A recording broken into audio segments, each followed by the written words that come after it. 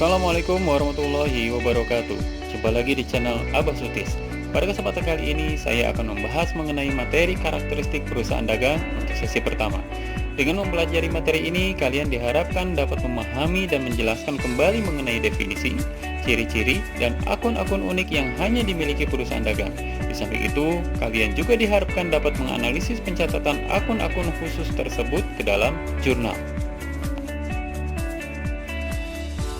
Untuk pembahasan pertama, mari kita pahami dulu apa itu yang dimaksud dengan perusahaan dagang. Perlu kalian ketahui dulu bahwa akuntansi itu banyak jenisnya. Itu semua tergantung pada bidang usaha yang digelutinya. Jika yang digeluti adalah usaha pelayanan dan pemberian jasa tertentu, maka akuntansi yang digunakan adalah akuntansi perusahaan jasa yang sudah kita bahas pada pembahasan sebelumnya. Jika bidang usahanya berupa pengolahan produk, baik dari bahan mentah menjadi barang jadi, ataupun menjadi setengah jadi, seperti perusahaan pabrikan, maka akuntansi yang digunakan adalah akuntansi manufaktur. Jika bidang usahanya hanya berupa pembelian dan penjualan produk tertentu, dengan tanpa pengubahan bentuk produk tersebut, maka akuntansi yang digunakan adalah akuntansi perusahaan dagang. Jika untuk pengelolaan anggaran pemerintahan, maka akuntansi yang digunakan adalah akuntansi pemerintahan. Jika untuk lembaga nirlaba seperti yayasan misalnya, akuntansinya juga khusus, yaitu akuntansi lembaga nirlaba. Kalau LSM, ya akuntansi LSM. Kalau partai politik, ya akuntansi partai politik, dan lain sebagainya. Tentu hal itu disesuaikan dengan kebutuhan dari masing-masing lembaga atau badan usaha tersebut, sehingga tidak akan sama penerapan akuntansi pada satu bidang dengan bidang yang lainnya. Nah, pada kesempatan kali ini, mari kita fokus pada pembahasan keunikan dari akuntansi perusahaan dagang dibanding jenis akuntansi lainnya. Berdasarkan penjelasan tadi, dapat disimpulkan bahwa perusahaan dagang adalah perusahaan yang kegiatan intinya adalah melakukan pembelian produk tertentu untuk dijual kembali kepada konsumen dengan tanpa merubah bentuk dan fungsi dari produk tersebut, seperti warung, toko, minimarket, supermarket, atau hypermarket. Coba kalian amati toko atau minimarket di sekitar rumah kalian. Ada nggak toko tersebut membeli barang, untuk kemudian barang tersebut diproses lebih lanjut menjadi produk baru dengan fungsi baru? Misal, dia beli sabun krim. Apakah sabun krim tersebut dia rubah jadi serbuk deterjen dulu sebelum dijual? Atau mungkin sabun krim itu berubah fungsi jadi selai kacang gitu? Kan enggak. Yang ada sabun krim itu dibeli untuk dijual kembali sebagai sabun krim dengan bentuk dan fungsi yang sama. Itulah maksud dari penjualan kembali tanpa merubah bentuk dan fungsi dari produk tersebut. Lantas, aktivitas bisnis apa sajakah yang menjadi ciri khas dari perusahaan dagang ini?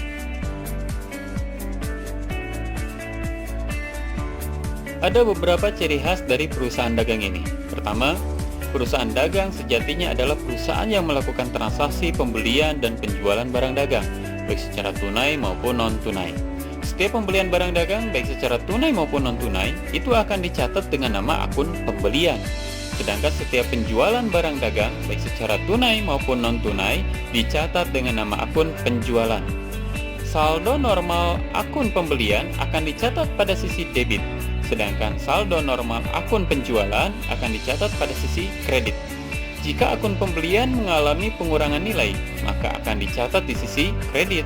Begitupun jika nilai penjualan berkurang, maka akan dicatat di sisi debit.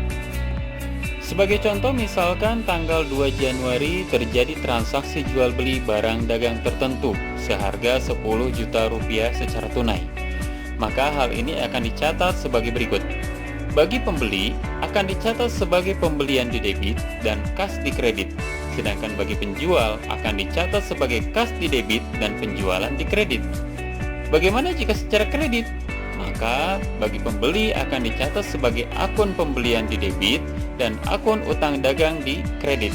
Sedangkan bagi penjual akan dicatat sebagai piutang dagang di debit dan penjualan di kredit. Selanjutnya perlu kalian pahami juga, pada saat pengiriman barang dagang ini akan memunculkan biaya angkut. Jika biaya angkut ini ditanggung pembeli, maka transaksi ini akan dicatat dengan nama akun biaya atau beban angkut pembelian. Dan jika ditanggung penjual, maka akan dicatat dengan nama akun biaya atau beban angkut penjualan. Karena kedua akun ini masuk golongan beban atau biaya, maka saldo normal kedua akun ini akan dicatat pada sisi debit. Untuk contoh pencatatan biaya angkut ini insya Allah akan saya jelaskan ketika pembahasan syarat penyerahan barang dagang di bagian 2 materi ini. Kedua, setiap perusahaan dagang biasanya melakukan penyimpanan barang dagang setelah pembelian dan sebelum barang dagang tersebut laku terjual. Aktivitas penyimpanan barang dagang ini dicatat dengan nama akun persediaan barang dagang. Saldo normal akun persediaan barang dagang ini dicatat pada sisi debit, dan jika berkurang nilainya maka akan dicatat di sisi kredit. Namun, contoh pencatatan dan penghitungan persediaan barang dagang ini insya Allah akan disampaikan ketika pembahasan jurnal penyesuaian perusahaan dagang. Ketiga, pada perusahaan dagang memungkinkan ada transaksi pengembalian barang yang sudah dibeli atau penerimaan kembali barang yang sudah terjual yang tidak sesuai pesanan. Setiap pengembalian barang yang sudah dibeli akan dicatat sebagai akun retur pembelian. Sedangkan setiap penerimaan kembali barang yang sudah terjual akan dicatat sebagai akun retur penjualan. Retur pembelian tentu akan mengurangi nilai pembelian, sehingga saldo normalnya akan berlawanan dengan akun pembelian. Begitupun saldo normal akun retur penjualan akan berlawanan dengan akun penjualan. Artinya, saldo normal akun retur pembelian adalah di sisi kredit, sedangkan saldo normal retur penjualan adalah di sisi debit. Sebagai contoh, misalkan pada transaksi pembelian di atas, ternyata ada barang dagang yang tidak sesuai pesanan atau rusak senilai 2 juta rupiah. Hal ini menyebabkan pembeli mengembalikan lagi barang yang dibelinya itu ke penjual senilai 2 juta rupiah. Dan penjual pun setuju untuk mengembalikan uang pembeli yang sudah diterimanya senilai 2 juta rupiah. Transaksi ini terjadi pada tanggal 3 Januari misalnya. Maka transaksi ini akan dicatat oleh pembeli dengan mengkredit akun retur pembelian dan mendebit akun kas, masing-masing senilai 2 juta rupiah. Sedangkan bagi penjual, hal ini akan dicatat dengan mendebit akun retur penjualan dan mengkredit akun kas, masing-masing senilai 2 juta rupiah. Jika transaksi tanggal 2 Januari yang sebelumnya itu terjadi secara kredit, maka pembeli akan mendebit akun utang dagang dan mengkredit retur pembelian, masing-masing senilai 2 juta rupiah. Sedangkan bagi penjual akan mendebit akun retur penjualan dan mengkredit akun piutang dagang, masing-masing senilai 2 juta rupiah. Keempat, pada perusahaan dagang ini juga mungkin terjadi transaksi pembayaran utang atau penerimaan piutang atas pembelian atau penjualan barang dagangan yang telah terjadi. Hal ini terkait dengan transaksi jual beli barang dagang secara kredit yang sudah terjadi sebelumnya. Nah, pelunasan utang piutang ini kita akan menemukan kasus pemberian potongan harga atas nilai barang yang terbeli atau yang terjual. Hal ini memunculkan akun unik yang bernama potongan harga pembelian dan potongan harga penjualan. Karena potongan harga pembelian juga mengurangi nilai pembelian, maka saldo normal untuk akun ini adalah dikredit.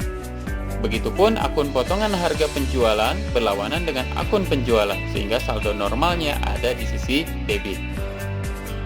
Sebagai contoh, katakanlah dari transaksi pembelian di awal tadi ternyata terjadi secara non-tunai atau kredit senilai 10 juta rupiah. Dan ketika dibayar, pembeli mendapat potongan harga senilai 500.000.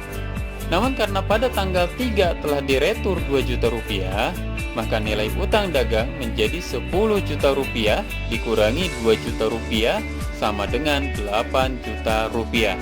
Nilai inilah yang harus dilunasi pembeli. Dan karena mendapat potongan harga senilai 500.000 rupiah, maka nilai yang harus dilunasi sebesar 8 juta dikurangi 500.000 rupiah sama dengan 7.500.000 rupiah.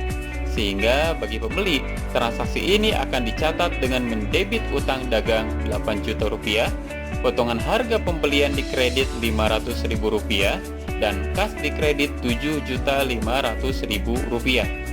Adapun bagi penjual, transaksi ini dicatat sebagai kas didebit 7.500.000 rupiah, potongan harga penjualan didebit 500.000 rupiah, dan piutang dagang dikredit sebesar 8 juta rupiah.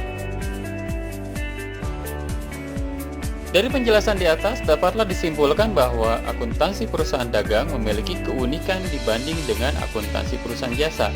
Salah satu keunikannya adalah terdapat nama-nama akun unik yang akan kita dapati pada perusahaan dagang. Di antaranya yaitu akun pembelian, penjualan, biaya atau beban angkut pembelian, biaya atau beban angkut penjualan, persediaan barang dagang, retur pembelian, retur penjualan, potongan harga pembelian, dan potongan harga penjualan.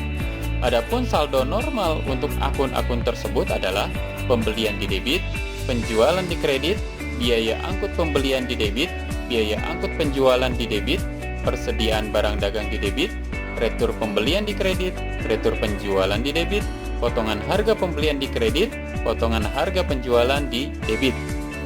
Baik, teman-teman, itu dulu yang bisa saya sampaikan. Berikutnya kita akan bahas tentang syarat penyerahan barang dan syarat pembayaran yang biasanya terjadi di perusahaan dagang. Hal ini insya Allah akan saya jelaskan pada presentasi sesi 2 masih mengenai karakteristik perusahaan dagang.